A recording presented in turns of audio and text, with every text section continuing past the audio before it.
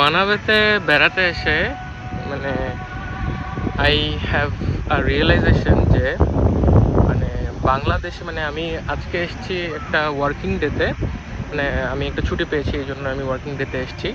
Usually এটা weekend না আর কি।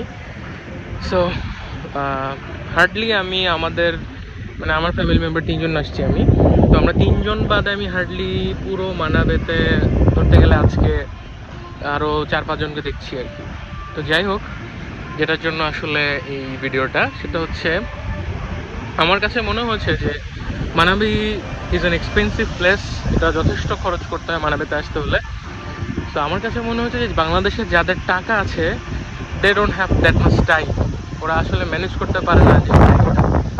তো ওই জন্য ওরা এভাবে বেড়াইতেও আসে না। আর অথচ মানে অথবা হতে পারে দে ডোন্ট হ্যাভ দ্যাট রুচি।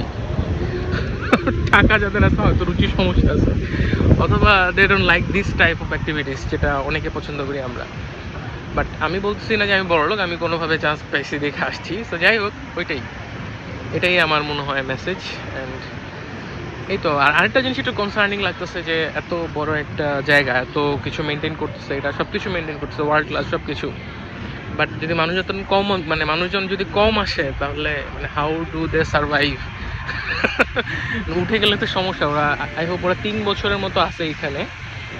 তো উঠে গেলে সমস্যা, মানে যেটা আমি চাচ্ছি না আর কি। আমি চাই ওরা আজীবন থাকুক। মানে খুবই ভালো সার্ভিস।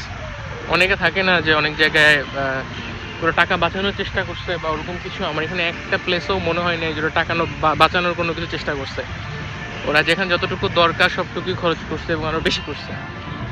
সেই তুলনায় সার্ভিস কস্ট আমার রেলেভেন্ট মনে হয়েছে। সো এইটাই।